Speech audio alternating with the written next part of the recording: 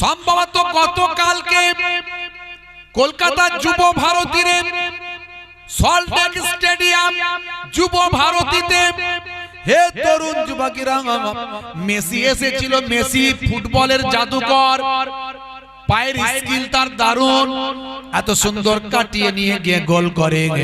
সারা পৃথিবী তাতে মজে যায়।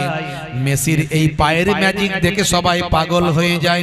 হে তরুণ যুবকেরা, মেসিকে দেখার জন্য আফগানিস্তান থেকে মানুষ ইন্ডিয়া আর জমিনে এসেছে।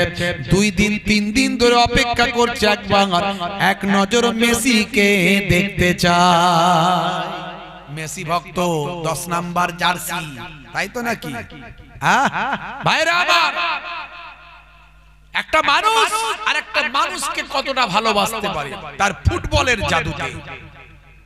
ফুটবলের পায়ের স্কিল, পায়ের পা দিয়ে এত সুন্দর সে ফুটবলকে নাচায়, এতে তার এত পপুলারিটি যে মেসিকে দেখার জন্য কোথায় হায়দ্রাবাদ থেকে, কোথায় বিদেশ থেকে হাজার হাজার টাকা খরচ করেছে।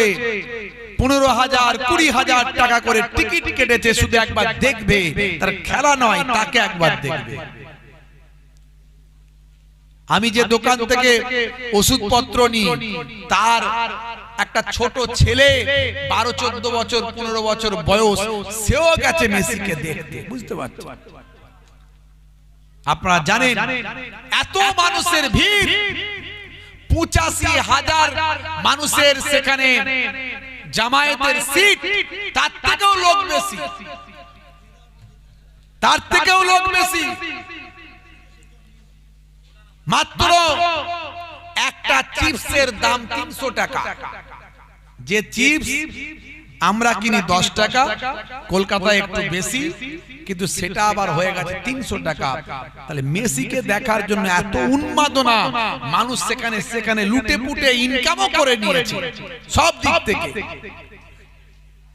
হে তরুণ যুবকেরা, একটা মানুষের প্রতি এত প্রেম, ফুটবলকে সে খেলে ভালো কোয়ালিটি তৈরি করেছে, তার জন্য তার হাতের একটা সাইন নেওয়ার জন্য মানুষ পেরেশান।